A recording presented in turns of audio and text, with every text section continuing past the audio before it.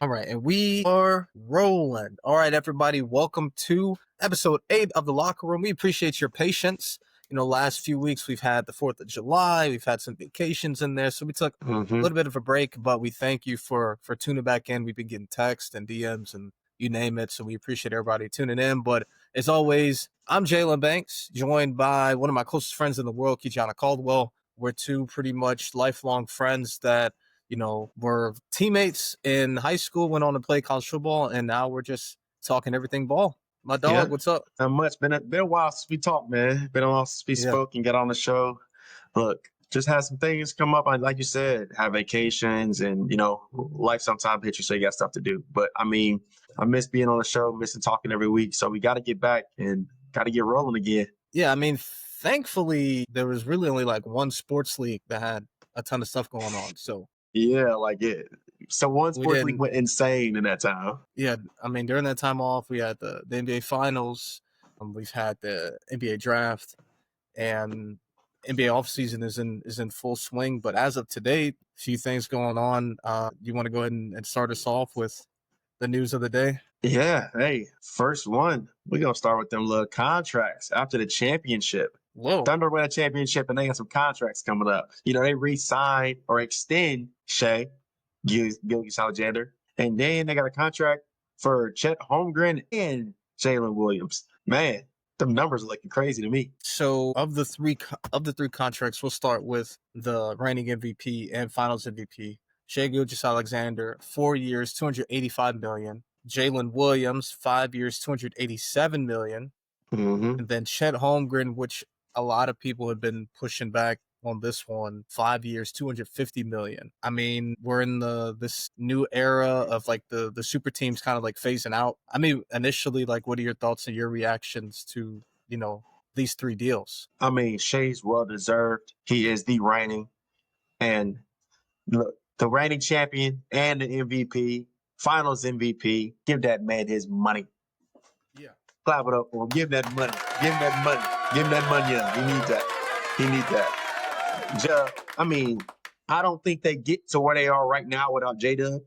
I think he's a key role player. He's a starter, but he's like a key player to what they got going on over there in Oklahoma City. So I think his money's well deserved too. After you win a championship, I feel like somebody's got it. Something was done right.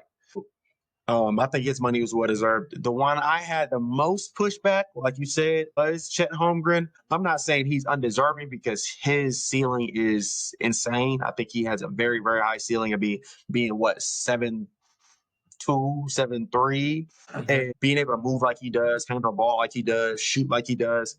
That's not a lot of players can do that. So, I think the money is, the money was good for him, but I just don't know if his stats necessarily relate to what he got. If you get what I mean, what I'm trying to say there. He was a 15, 8, and 2 average on the season. And a max deal, is that really max deal numbers in your opinion? In my opinion, no, but and we talk about this similarly like during free agency, during the NFL, and also during the NFL draft. It's not so much what we value, but more so what they value. And clearly they value Chet to that extent. Mm-hmm.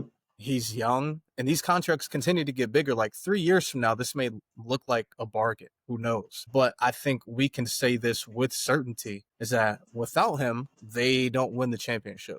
Like, he was an integral part of their finals run. And so for that, I'm not going to push back on it too much. My only concern with him, it's less about him as a player, because in basketball, there's only so many shots you're going to be able to get, so many touches you're going to be able to get. So it's less for me as a player, but more so his health. Like, he missed his entire rookie season. I don't know if it was in the Drew League, but one of those off-season basketball leagues where some of the pros go out to these pro-ams and compete against, like other quality hoopers throughout the country. Yep. He had like a ligament foot issue or something where he missed his entire rookie season. And then last year, I want to say he played around like 40 games during the regular season. He missed a lot of time.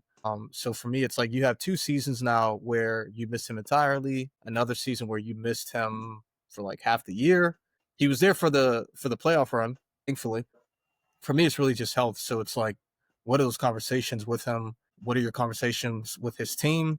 with your training staff, like how can we make sure that you're playing 65 plus games every year so we're maxing out the value of this contract? Yeah, and like I said, I think he has the mentality to do so as well. Like I think he has that hunger and that grit to want to be great and fulfill that role that he's destined to be for the Thunder. The coaches see him as a certain type of player, and I think he wants to be that player. So I think he can get there. I just know, like I said, money wise, I think we were talking the day before, a couple days before. It's just when you originally look at it, it's like, wow, did he really need that much money? But like in retrospect, maybe it isn't that much money, like you said. So we shall see down the road. But hey, I'm just proud they got their money. I can't complain when nobody get paid. Get that bread, get that money. In total, their 3 contracts combined comes out to $822 million. So and they can't share nothing like that. It's a lot of money. We're like just shy of $1 billion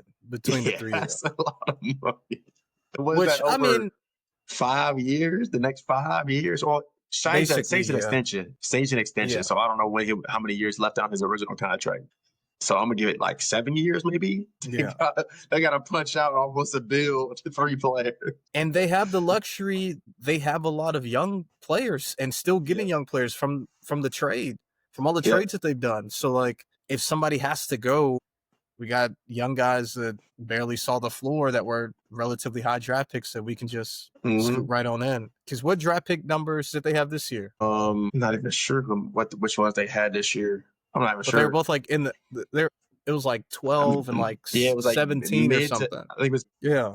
So it's like you never want to be dismissive of people's contributions to the team, but they have that luxury to say, hey, sorry, like we may not be able to pay you what you want. Like you may have to go get that elsewhere. Yeah, we might get some else back for you. That's the thing. If you draft well, like the NBA is so crazy because they can give up so much. It's not like the NFL where like you can go 3 years down the line for a pick. Like they can go 4. Like it's just you can give up so much and I mean, what was it trade that the Bucks gave up for Jay Crowder? It was like 7 second rounders or something. Yeah, it's insane, dude. Like I don't know why you can do that, but I mean, but then it's so many stipulations on trades in the NBA too. Like it could be like if you don't fall in this range of picks, it goes back to like it's so weird of all that stuff you can do. Just because you trade a pick don't mean it's actually your pick. Like it's weird. Yeah, but it gets too convoluted. But I mean, we're talking about trades, we're talking about NBA offseason. The other like notable news within the last like couple weeks, KD is headed to Houston. KD to Houston, Jalen Green, Dillon Brooks, a draft pick, headed to Phoenix. Yeah. Yes, sir. In order to make it all work, there was a ton of teams, a lot of moving pieces, but the main thing is KD's headed to Houston. What are your initial thoughts as far as him headed to yet another team in his career? I think that team just got a lot better. Like they were just a couple pieces away from really, really, really dominate. I say dominated. They were a staple for a while. Yeah. I didn't even recognize it. They went from like worst to first pretty quick. Yeah. As a whole. And you got players like KD, Sengun. Is it Amen? I always forget which one it is. I think it's Amen. Look, dude, they got some players. Really, Van Fleet. I think they all gonna really gel together. Like in the next few years, Jabari Smith, they re-signed him too. There are a lot of pieces that can play basketball. So I think KD fits very well in that mold and brings a vet presence to that team. So yeah, they didn't have to give up ultimately the pieces like we probably thought that they were going to have to give up, either Amin, Sengun, or Jabari. I think you're okay with giving up Jalen Green because you're getting a better score in KD. Dillon Brooks, you have Amin, you have Jabari, you have Van Fleet, who are all like really good on-ball defenders. So Dillon Brooks at this point comes slightly redundant, no different than Jalen. So they didn't really give up a ton in order to get KD. The only like concern with KD is his age, but we've seen how long he got. When he's healthy, like he's still one of the best 10, 15 players in the entire league. I like the trade for them. If I'm the West, the rest of the West, I'm concerned. I was just about to say that. Where do you think they stack up in the West now? Are they in the top 5? Are they top? Like, how does that all shake out? Well, they were the 2 seed last year. Yes. Yes, with KD. I mean, without KD, Yeah. but other teams have made other acquisitions as well. I mean, with the little movements and stuff like that. How do you see I it? They wouldn't still gonna put be up them. high? Yeah, I wouldn't put them outside the top 3. I like it. I like it. Yeah, like I have a hard time seeing them outside the top 3 with KD in the mix, as long as they stay healthy. Yeah, and And that's the key. That's the key. I mean, they made other acquisitions too. They went out and signed Clint Capella, even though they extended Steven Adams. I don't know what the plans are there because Clint Hey, Capella can still play. yeah, a lot of length, a lot of big Yeah, men like on the field on the court. Clint Capella can still play, so I don't know if they plan on moving one of them. Didn't they But then sign Finney Smith too? they signed No. Dorian Finney-Smith, who's another, like 3-and-D type guy. So yeah, with those acquisitions and KD, their roster's still pretty much like intact for the most part, like those key pieces. And most importantly, and I'm sure you and I are here on this one, Amen is going to take another leap. Mm-hmm. And I think that's the number one reason why he went there. Why? Because KD had his set teams where he wanted to go. And he had to make something shake. But they had to make a trade for something. I think that was the number one reason he wanted to go there. Because I think that brother is going to be a menace. I mean, he already kind of is. Yeah. If he can just become, I think he's an adequate shooter now, but a consistent shooter, like if we can get that 3-point shot to like 35% from the field, like 35 from 3, like It's it just can still get ugly. look, it's still a bits and pieces of people's game. Like KD's gonna be in the gym with him daily, showing him different ways to get open, create your own shot. It's what CP3 did to Shea. CP3 did to Blake Griffin. You remember what Blake Griffin was before CP3 showed him how to really handle the ball? You have to just dunk Bro, it. real quick, I don't want to sidetrack too quick. When Blake finally like figured it out, it was too late. It was, but he was out there. He was a menace. When he was healthy, bro, even like when he got to the Pistons, like the Pistons, he was shooting. Like he really had like game. He had a bag. It hurts my heart, but no, Yeah, but like I'm just saying, like just to learn from somebody else and what AI is gonna get from KD is just gonna be incredible. So I can't wait to see his game develop even more. But yeah, other moves is, I mean, there's been a lot of movement, but we were promised like one of the best off seasons ever, and I don't think it's been Yes, that. I don't think it's that either. I think it's It been, was there's some I think good, it's there's been some pretty, ugly. yeah, I think it's been pretty status quo. Like we knew KD was getting traded, we just didn't know where. So like even that alone isn't like huge news. I think what makes it noteworthy is where he went. Like he went to the 2 seed in the West. Yep. So it's like, oh snap. And again, they didn't have to give up much. But what are some other moves that stood out to you? Trade wise, I think the Cavs got a little bit better. They traded for Lonzo Ball. I think the Bulls are just stupid as my team, but I don't know what they doing here. They got too many guards. They gave them up, but the Cavs got them, and the Cavs are going to elevate themselves. Now, Lonzo just brings a different type of basketball, like IQ to a team. You see what happened with them in I think 21. The Bulls are 1 seed, and then Lonzo goes down, and they just like it's just the ability he brings defensively, offensively, passing. Like he just brings a different type of feel to the game of basketball. Him being point guard for Cleveland is gonna make them a lot better. Yeah, I'm not saying he is Chris Paul, but when healthy, it feels like he has like that Chris Paul effect where he impacts winning, where he's your main ball handler, he's running the offense, he's pushing out ahead on the fast break, and then defensively, like he can pick somebody up full court, when he's healthy. So And I he think them. knows his role. Like he don't gotta score 15. He can score 10 and give you 8 assists with 2 steals, and that's a good game for Lonzo. You want to know who his comp would be? And I'm not saying this to like be disrespectful, but in a lot of ways, he's like Tyrese. You know what I mean? Like where his impact, yes, like but no. offensively, isn't necessarily scoring the ball. Like he can score, Yeah, but his passing and like his impact on winning the game is beyond just like, oh, I need to go for 28 tonight. yeah. You know what I mean? Like Yeah, Lonzo would I have know, I games get it.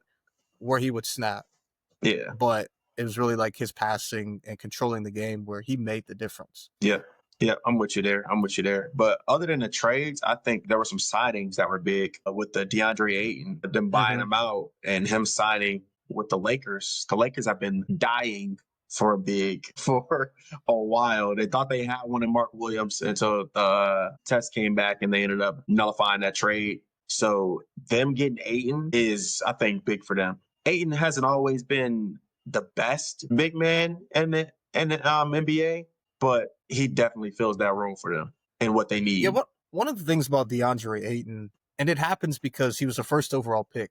Like our expectations of him is he's going to be like a perennial all-star player, even if he's not Yeah, the best center Joel or like. Embiid, something like yeah, like But he was the number one overall pick, so our expectations are here. He hasn't necessarily lived up to that, but he's been a really good player. He himself has impacted winning when he was with the Suns. Like he shoots over 50% from the field for his career. Like last year, I'm pretty sure he's averaged a double double every year in the league. And I think this ultimately is a better move for them, because it's probably going to end up being a cheaper move than Mark Williams would have been. You're not mhm, giving up anything other than capital in order to sign DeAndre Ayton. And quite frankly, I think he's a better player than Mark Williams. yep. And And so, no, usually more healthy. Usually Mark Williams is kind of prone to injury a little yeah, bit. So like you're getting a guy that could step in today and give you 15 and 10 in his sleep and mhm. shoot 55% from the field. And offensively, so much attention is going to go to Luka. So much is going to go to LeBron. Austin Reeves is going to curry some attention. We really just need you to clean up, be ready for some oops. Grab some boards. Yeah, like literally be a big man. be, be a big man. And if you need a breather, Jackson Hayes can come in and play 18 minutes. If you even get that, you might give him 12. I said if you know, I was a tad bit surprised they signed Jackson. Honestly, I think they like him. I mean, I think they do. he's a hustle player. I just don't know if they want to play him as many minutes as they had to before, which was shown later in the season when they stopped playing him those minutes. Yeah, I was especially like against the Timberwolves where they needed a body and they opted not to Not to play play him. him. Yeah. When I saw that they re-signed him, I was a little surprised. But a move that I liked, and this will kind of tie into the next topic, is Miami trading for Norman Powell. Yeah. People sleep on Norman Powell. Like he's really a bucket. I mean, this is a guy who a lot of people, felt should have been an all-star last year. Yeah. And very well could have been. And the current state of the East with Tyrese and Jason Tatum gone for the season, like the Hmm. East outside of Cleveland is pretty much wide open. Like who you've got Milwaukee still, who signed Miles Turner. Yep. I Does mean, that help them? I don't know. I don't know what Giannis liked and what Giannis didn't like about the current team, the previous team they had. I know he was wanting some changes to happen to trying to get them over that hump. Is Miles Turner that? I don't know. They released Damian Lillard or waived Damian Lillard. I'm not like, what are they looking for? I mean, they basically brought back their entire team. They just brought in Miles Turner. Like they re-signed Torian Prince. They re-signed Kevin Porter and Gary Trent, which I like. I like those moves. They extended Bobby Portis and they signed Gary Harris. Like they've got a lot of firepower. They just gave up so many points last year. I don't This know where you and how do you address make that up at. for that point? And not on a defensive slot, on a defensive side. How do you address it on the offensive side to make up for the points you may have lost and maybe injury prone Damian Lillard? But I mean, like that's Damian Lillard at the end of the day. How do you? I mean, maybe they plan on taking the Indiana Pacers approach where it's like Giannis is going to get his, but any given night, Kevin, Gary Trent, Bobby, Miles, like you guys, all y'all may have to go for 12 to 15 tonight. I don't know. Yeah, it was. But yeah, I mean, like for Miami to get Norman Powell and really not have to like lose much Hmm. to get him, a guy that could easily step in and give you 20 to 25 a night. You still have Bam, you still have Tyler. My only concern is if you're Miami, does the acquisition of Norman not kind of become like redundant since you have Tyler Yeah, already? I mean, I I guess it think it's a doesn't have different. hurt to Go have ahead. scores, but they re-signed Davion Mitchell, which I love. Great. Yeah, yeah, yeah, yeah. He's going to be your scrappy guy. He came up huge for them towards the end of last season. But yeah, just with the current state of the East, I think that was huge for them. Like I still think they're going to be like seeded wise, probably one of the lower teams, if not a playing team again. But just because for whatever reason, Miami just does not care for the regular season. Yeah, and then But you got come playoffs with no Jason Tatum on the Celtics. that's what I was going to say. Look, Celtics. I don't know what. With no Tyrese on the Pacers, you've got the Knicks still, you've got the Cavs, but outside of that, it feels pretty wide open. Briefly, Like you if said the Knicks. They added Jordan Clarkson and Gershon Yabusele. Hey, they just like I don't know what the Knicks be doing, but they be doing something right. They find players that play hard.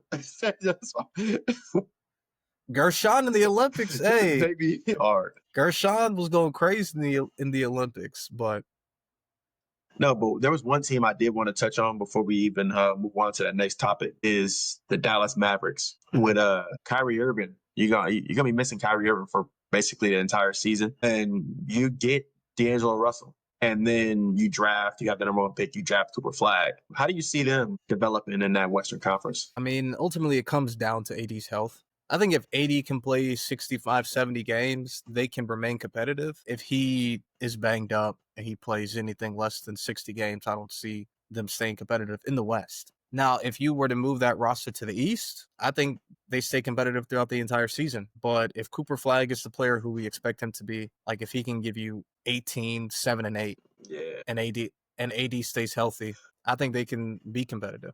Yeah, and I actually like D'Angelo Russell. I just don't think he fit well for what the Lakers were trying to do. So I think he'll do a little bit better with the Mavs. That'll be good. I think they'll be all right. I think I see him as like a play-in team as well. So we'll see how that all shakes out. Another team I wanted to touch on are the Clippers. They extend James Harden. They re-signed Nikolai Batum, traded for John Collins, and signed Brook Lopez. The Clippers, I mean, they went 7 with the Nuggets. Like, they very well could have been playing in round 2 against the Thunder. Like, Kawhi, if he stays healthy, James Harden still has a lot of gas in the tank. Like, even if he's not going off, he's still a really good facilitator. John Collins has been a very That's my good key player right there. That's the key right there. John Collins. He's been a very good player. You bring in Brook Lopez, who you don't need him to start necessarily, but he can give you 15 and 12 on any given night. So the West it's the West. It's brutal. Like I see an image in the West, and like every team was good, and then you got the Pelicans. It's just like everybody good, and the Pelicans just sitting there like, dang, all right. Are we calling Utah good? I mean, they got pieces. They just not always the most consistent, but they got some pieces here and there. Speaking of Utah, I mean, I know they drafted Ace Bailey. Yeah, they got some pieces. They drafted Walter Clayton. Their second round pick, though, John Tanja out of University of Wisconsin. Go look him up. He's a bucket. And I want to touch on Lowry. They got some pieces. Walker Kessler, Team USA, Walker Kessler. Got some pieces, man. Couple things before we move on. And I will try to keep these brief. There was a lot of discourse around Ace Bailey and his decision. You know, his reported decisions. He didn't want to go to like certain teams. Only in professional athletics do we take this mindset where it's like, be happy, be quiet. It's a privilege to go here. And I do agree that it is a privilege, but I don't agree in the sense that a player should not exercise whatever right or power they have to try to sway where they end up going. In what profession does somebody have no say in where they go work? Like, could you imagine you got done in college and you're about to move into your sales career and they're like, all right, Kijana, the sales company you're going to is based in Montana and you're going to be there for the next 4 years. And you're just like, huh? You have no say. Any other profession, we would think it's crazy. Or I'm in news and I'm getting ready to like go into the news industry and there's a news draft. And they're like, all right, Jalen, your first job is in Maine. You have no say. You're going to be in Maine for the next 4 years. I'd be like, yo, really? With all due respect to Maine, like, hey, But like, come on, bro. I'm not saying that if I were in his shoes that I would have made that decision. But I can't fault him, especially when in any other profession this is not a thing. I just think it's slightly disingenuous. Like when you're in a position of privilege, you're able to make privileged decisions and inform privileged decisions. He's one of the best players coming out. A lot of people consider him the second best player. He slid because of, some of the reports that came out as far as his preferences. When you're in that position, you can, try to flex your muscle a little bit. Yeah, he said, And I don't want 3 through 5, none. yeah, and I can't fault him for that. And then If before they we move draft him, they on draft to him, and they did. yeah, and then lastly, there's a lot of discussion around LeBron, of course, and his decision to opt into his 50+ million player option. And they're like, he's so selfish. Like he could have helped out the Lakers. A few things. If LeBron opted out of his player option and took like a reduced contract and played for like 14 million, you know how much like cap space would have opened up for the Lakers? Zero. If LeBron took the vet minimum and played for like 2.3 million or whatever it would have opened up like $9 million in cap space for the Lakers. What are they doing with $9 million? Yeah, they ain't getting nobody. Not like nothing. So this whole like LeBron's so selfish for opting in. They could have used the money. No, LeBron said, just give me it would my have money. it would have done nothing for the team. And had he had opted out, became like a free agent and went back to Cleveland or went to the Nuggets, they would have been like, he's ring chasing, he's stacking the deck. And one more piece on that whole like LeBron was being selfish thing. Kobe, who a lot of people are saying Kobe would have done this. Kobe would have saved the team money. Never took a pay cut. And the last 3 years of like his NBA career where like he missed a whole bunch of time, and then that last season where he clearly was not the best player in the league, was the highest paid player in the NBA. Nobody was like, oh, they're not a player for championships, Kobe should take a pay cut. No, nobody ever said that. So LeBron, who clearly is still trying to compete for championships, still is one of the best players in the entire NBA. Like he was 6th in MVP voting. His like 52 million this year puts him around like the 12th or 13th highest paid player in the league for this upcoming season. So in a lot of ways, the Lakers are getting a bargain. You have a top 6 player in theory getting paid like the 12th or 13th best player. So what are we arguing about? What's the discussion here? It's just Bron. It's just the disingenuous nature of the discussions around LeBron that irks me to my core. Like you don't have to be a fan. But we don't have to like make up stuff in our head to try to tear him down. Like there's players I'm not necessarily a fan of, like their play style or whatever it may be. But we can be objective and speak with honesty. Like that whole like it would have saved them money. No, it wouldn't have. It would have opened up at most like $9.6 million to go get somebody. That whole thing. Where was Bron going? Man, Bron was going right where he just wanted to go. All right. But speaking of James, the Jameses on tonight. Yeah. Bronny James versus Cooper Flag.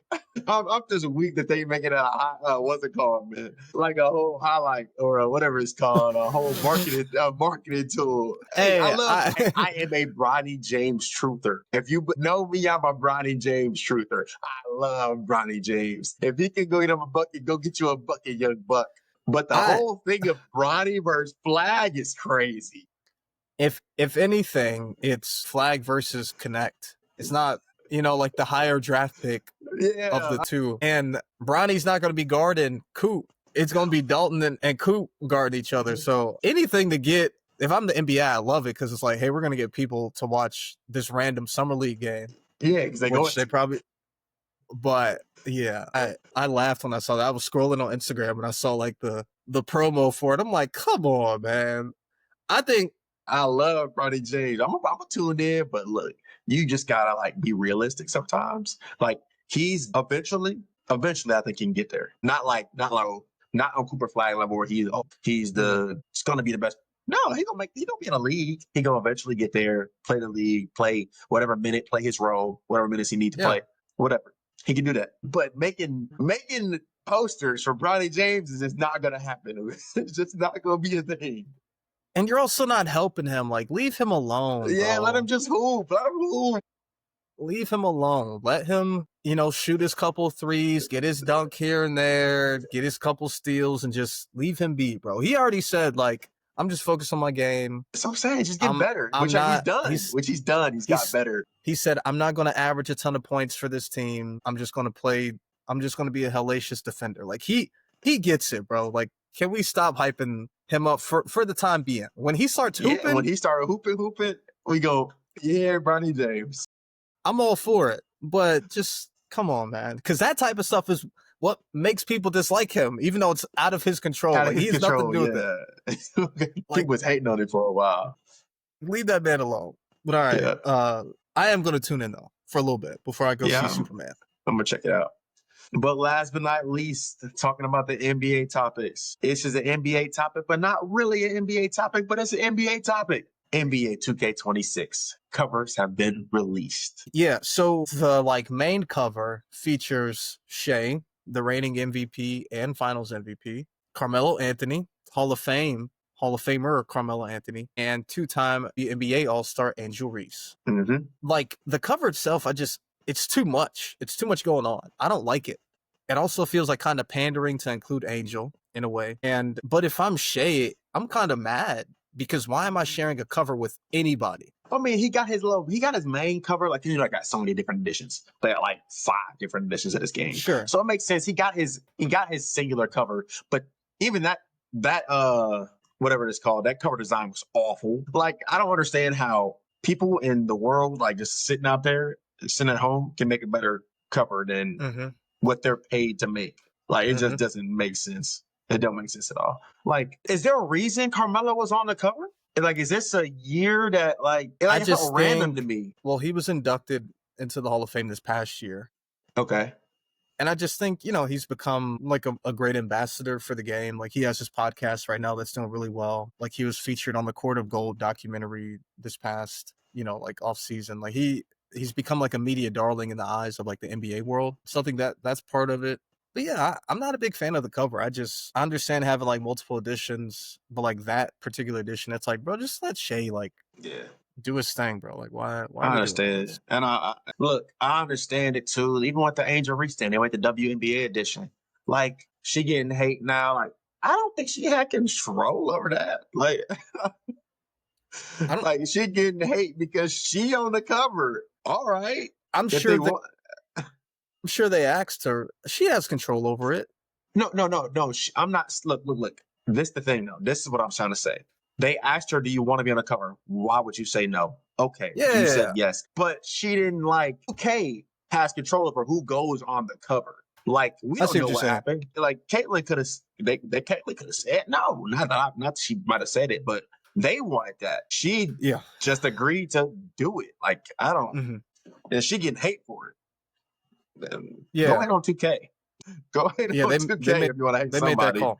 But I mean, shout out to her though. I mean, she wouldn't be in this position if she weren't a good player. Have you seen her development over the past 5 games, 6 games she had? She has the NBA record now for most consecutive 15 rebound games. And regardless of what you want to say, it's 9 other people on the court. That is, it's like, real quick. And I'm not saying that she is this particular player. But if we praise and revere Dennis Rodman for like that type of stuff, 0 points in 20 boards, but denigrate Angel Reese, Dennis Rodman is beloved for his effort, his hustle, his rebounding, all of that. And I'm not saying they're the same player, but why do we praise one for their effort, their hustle, their rebounding, but for the other, it's like me bounding, stat padding. Look, do you know who was Russell Westbrook was stat padding? He was out there throwing shit off the board by himself just to rebound it. I was like, hey, Russ, chill out, bro. We know what you're doing. Yeah, but like that to each his own. Oh, look. Yeah, whatever. It's the cover. I thought about that the other day. I'm just like, why do we praise Dennis for that? But then Angel were like, ugh, here she goes with 18 rebounds again. She's trash. I mean, like, just let her develop, bro. These young kids, bro. What is she, 22? Or let her just hoop. Let the people just hoop. Like, but it's the media, it's social media and everything, man. Just let them hoop. Well, I think Yeah, I'm happy you said social media. I think more of the hate comes from social media than like actual like NBA media. I think Oh they yeah. like her and revere her in like the NBA basketball world, but social media, Sure, yeah, it's social media. And it'd be it's been bot. covered at Certain players be bots too. They just be talking. I mean, it's whatever. yeah. All right, want to move on to the NFL? Yes, sir. Yeah, not a lot of stuff going on. NFL is like truly in their off season, but the latest development down in Tampa, Tristan Wirfs, left tackle for the Tampa Bay Buccaneers, aggravated a knee injury and looks like he could miss the first 2 to 4 weeks of the season. Mm-hmm. We're talking about one of the best tackles in all the NFL. Tristan Wirfs, if I'm not mistaken, is the first player in NFL history to be all pro at both the right tackle and left tackle, which is unheard of. Out of the University of Iowa, minus his rookie season, he's been a Pro Bowl or an All-Pro player every single year. Granted, the Bucs have a really good offensive line. You could argue outside of Philly, they have the best offensive line, but that is a huge blow to lose your left tackle. The other positions you can like kind of manage, but left tackle, that's noteworthy. Like that can make or break seasons. Yeah, and that's like Tampa is usually going to be a playoff team. Like they're going to usually make a playoff. Baker plays well, is whatever. But those first four games are usually kind of like you need to at least find who you are as a team. Like the team changes year to year. You got to figure out your go-tos, your rhythm in those first four games. And watching left tackle is kind of hard to find that rhythm, really. So we'll see how it all shakes out at the beginning of the season. But like you said, it can be a big loss. And we all know the saying, it's not how you start, it's how you finish. But in the NFL, getting off to a good start is vital. Like every year you see the statistic, like the teams that start 1-0 have like such a high percentage of making it to the postseason. The teams that start 2-0 have such a high percentage of making it to the postseason. And if you start 1 or 0-2, your chances of making it drop drastically. And so I don't want Tampa to be in a situation where because Tristan is out, they go up against some good pass rushers and they're behind the 8 ball because No, Tristan's out. it's just the thing. Like in the course of the NFL, you usually like you might have one or two conference games early on in the season, but a handful of your conference games are later in the season, which I understand why.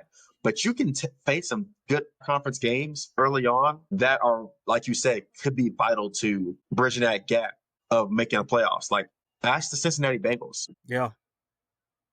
Their conference is very difficult. No matter how they shake out, they needed those couple games early on to try to get that wild card spot.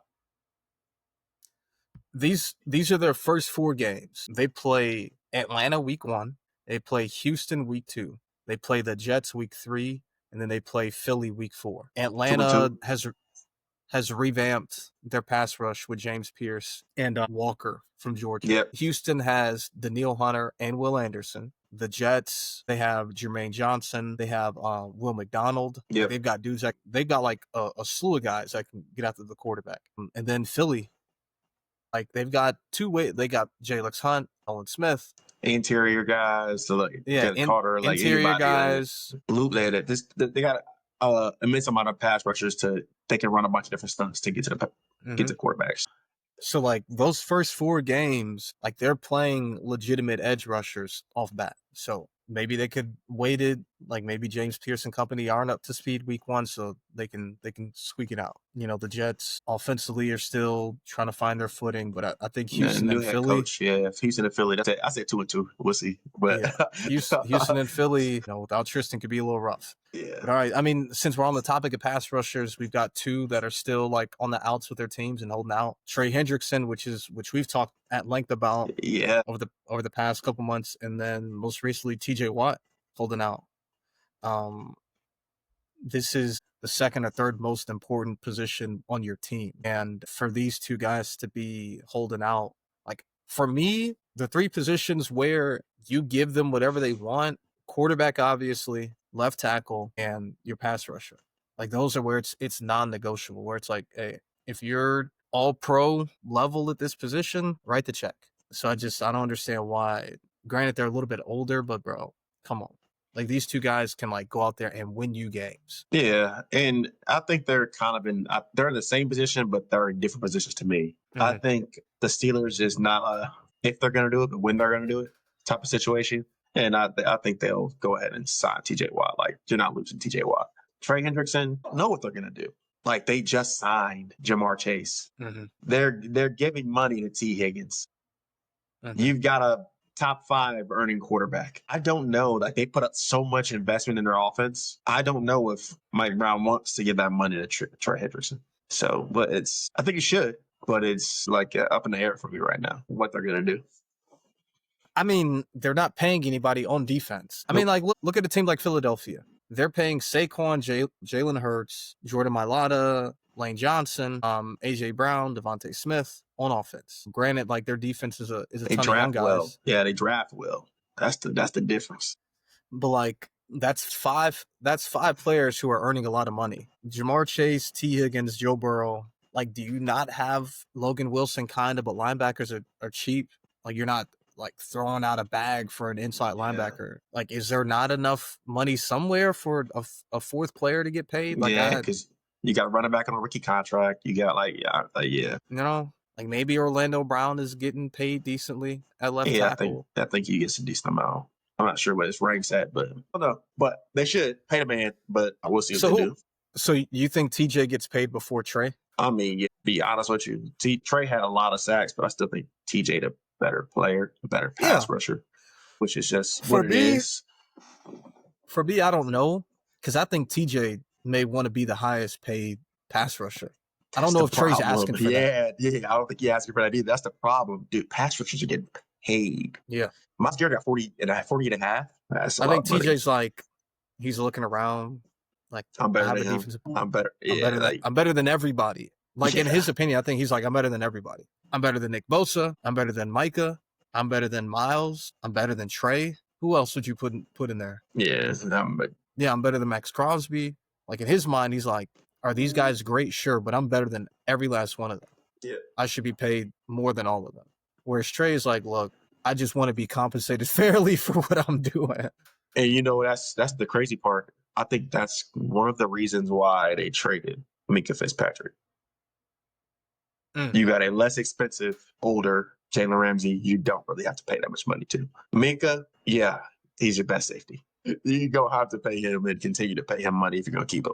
So I think that played a role in why they traded Minkah Fitzpatrick. So they could try to finagle some room and pay the best pass rush in the league, and TJ Watt.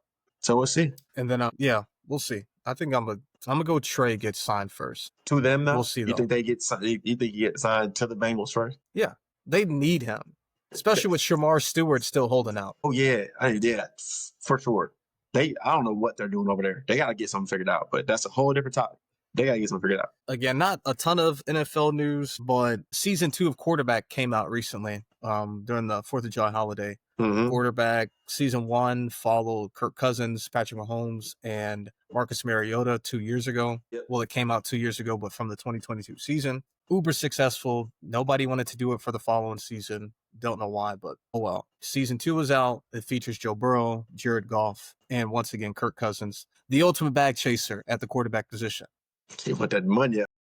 Yeah, he does not play about getting his. But couple like tidbits from season 2 came out that I found interesting. Kirk Cousins, who we all know, longtime Minnesota Vikings starting quarterback, leaves the Vikings to then go to Atlanta. He signed with Atlanta 4 years, 80 mil, I want to say. And Atlanta, to everyone's surprise, including his, drafted Michael Penix Jr. 8th overall in the 2024 NFL draft. He said that he felt misled by the Falcons selecting Michael Penix. Yep. Still a baffling decision on everybody's part. Like, I understand, like, even if you saw Michael Penix work out and you were just blown away, like, I just feel like that's still not something you do after just paying a quarterback. But he has been like the consummate professional throughout all of this. He's shown up to every offseason workout. Like, he hasn't really said anything publicly about this, but for him to like be candid about this, I thought was shocking, and I'm happy he did say it, because there's just no way you didn't feel at least bamboozled by the pick. I mean, what are your thoughts? I mean, especially that it turned out to be like that too. Like, you're bamboozled at the fact, oh my God, okay, I got a rookie set in my back that they drafted 7th overall. It's the name of the game. They're gonna want to play a guy they just They just drafted eventually, and you just signed. So then season comes around and he ended up getting benched. And now they are at the stage with playing at rookie. I don't know if they have a pathway for him to play again. Because I don't think there is a light at the tunnel for him to be on the Falcons, to be able to start for the Falcons anytime soon. Barring injury. Barring injury, there's not really a pathway for him to be there. So what do you do now? You got a guy you paying a shit ton of money to sit on the bench. I don't know what that situation entails, but it's kind of weird for the Falcons right now. In the grand scheme of life, people will be like, well, he's still getting paid, blah, blah, blah. It's like, yeah. And being somebody that's played the position, obviously not at the heights that they've taken it to, but there's a lot of pride that comes with that spot. Because only one plays. Very seldom do you see a situation where two play and it turns out in a championship. Like, only one plays. Like, you want to be that guy. Like, even outside of the quarterback position. I remember, we talked about Melo early in the pod where he's like, I'm not coming off the bench. Like, to be a starter, bro, it's hard to give that up. And he's been a guy that's been a Pro Bowler in this league and probably still feels as if, like, he can be a Pro Bowler in this league. Selfishly, being a Minnesota Vikings fan, I didn't want Kirk Cousins to go. I thought his best bet was to just stay in Minnesota, and it's a tad frustrating now where it's like the same situation you ended up in Atlanta is what probably would have been the case in Minnesota. Yeah. Only difference is they told you that they were drafting. Only difference is you would have been in a situation where, one, you would have known the system, you would have known the players, and then two, you don't have to prove anything to anybody in Minnesota. Yeah. Even with your new deal and like your financial security, you would have had to prove that to your teammates, the organization down in Atlanta. And yeah, I don't know. I think it was poorly handled. The decision was poor on his end, but I think them drafting Michael Penix was a poor decision as well. Like, why pay 180 to this guy if you were going to take a QB? It's just, I think that, well, I won't go too far into it, but I think it was the money aspect. I'm not sure how much Minnesota was going to pay him to stay. He would have been paid a lot, but it just would have been year to year. Yeah. And then secondly, this one, looking from the perspective of the player, would have rubbed me the wrong way. Man, I'd have been pissed. Yeah. I wouldn't even tell you, don't even come up to me though. Like, if you don't say that, don't come up to me. But fans, listen to what this man had to say so we can go ahead and get going. Just to like paint the full picture. The Bengals play the Chiefs week 2. The Bengals won in a way that a lot of people found controversial. It's like 4th down or 3rd down and long. Bengals get a stop. I'm sorry, you said the Bengals were Chiefs. Sorry, Chiefs. Chiefs, yeah. Chiefs are they're driving to win the game. They're down 2. They need a field goal to win. It's 3rd and long or 4th and long. Bengals get a stop. Flag comes in late, pass interference. Pass interference call puts them in field goal range. Chiefs kick the field goal to win the game, 26-25. Like, you're already, like, as a player, infuriated because you think you just won. All you got to do is kneel it now. But flag comes in, this penalty puts them in field goal range. They kick it to win it. Defensive coordinator comes up to Joe Burrow, Steve Spagnuolo, and says to Joe Burrow, other than our guy, he's referencing Patrick Mahomes, other than our guy, you're the best in the business. Don't even say that to me. I don't care what your guy had to do it. Like, dude, you could have just said good game, great game, and moved on. You ain't had to say none of that, bro. I have a lot of respect for you. Yeah, like you're a great player. Other than our guy, you're the best in the league, man. Hey, similar to what we were talking about with TJ Watt not too long ago. TJ Watt firmly believes he's the best pass rusher in the league. He may even believe he's the best defensive player in the entire NFL. For the top guys at their position to be who they are, they have to firmly believe that they are the best. There's no way that you attain that level of success and play if you don't believe that you're the best. Yeah. And so if I'm Joe Burrow, I believe I'm the best quarterback in the NFL. That's including Josh Allen, Lamar Jackson, Patrick Mahomes, whomever else you want to throw in there. Y'all win on what many consider to be a fluke call anyway. And you come up to me and say, other than our guy who just won on a fluke call, you're the best in the league, man. And I'm supposed to take that as a compliment? I would have looked at him so crazy. And I know, bro, like, there's so many other emotions going through that because, like, you're angry that the call happened. You're angry that you lost. You're now 0-2. But, man, I don't know. I don't think Spagnuolo meant it that way, but like, he had to find a way to say it that made sense in his head. And that's what made sense in his head when he said it. So he was Yeah. like, and like, then again, you look back and like, dang, I really said that. Like, you should have just not Yeah. said it. That's all. I I would wish have they looked at played him bro so again. crazy. I wish they played him again this year. That'd have been crazy, but they don't. I mean, they better sign Trey and get Shamar Stewart out there. Yeah, for sure. They might end up playing him eventually. But all right, real quick, wrapping things up. We've gotten through all the main topics. You want to go ahead and get into the kicker? No. I got one more before. Oh, my bad. Yeah. Go ahead. More before. No, but look, I know we did NBA, NFL. I just gotta touch on MLB quick and easy. Just gotta touch on the MLB stuff. Because the All-Star just released a little bit. So I just want to give a little shout out to the names who made the All-Star game, the American League All-Star starters at catcher, Cal Raleigh. First baseman, Vladimir Guerrero Jr. Second base, Gleyber Torres. Third base, Junior Caminero. Shortstop, Jacob Wilson. Outfielders, Aaron Judge, Riley Green, and Javier Baez, and the DH, Ryan O'Hearn. Bro, honestly, baseball been great right now. I'm not going to lie to you. People have been playing really good baseball, and I'm interested to see the All-Star game because I feel like in baseball, that's one of the All-Star games that people really play, and they try to play well. They try to hit. Like, you're a pitcher, you're not about to just let people homer off you. Like, it's just what it is. And you're a batter, you want to try to see. I'm not going. You want to send them deep. But then with the National League, you got catcher Will Smith, first baseman Freddie Freeman, second baseman Ketel Marte, third baseman Manny Machado, shortstop Francisco Lindor, outfielder Donald Acuna Jr., outfielder Pete Crow Armstrong, fielder Kyle Tucker, and DH Shohei Ohtani. Clap it up for him. Clap it up for all of you guys. The thing about the MLB that interests me though is the fact that so many guys on one team can make an All-Star game. Yeah. You got three guys from National League, all from the Dodgers, starting, not just making it, not reserved, starting for the National League. Like, that's actually crazy to me that so many guys can make an all-star team. Like, that's how it levels out in the MLB. Like, who the good teams are. That's what a lot of people don't like about it.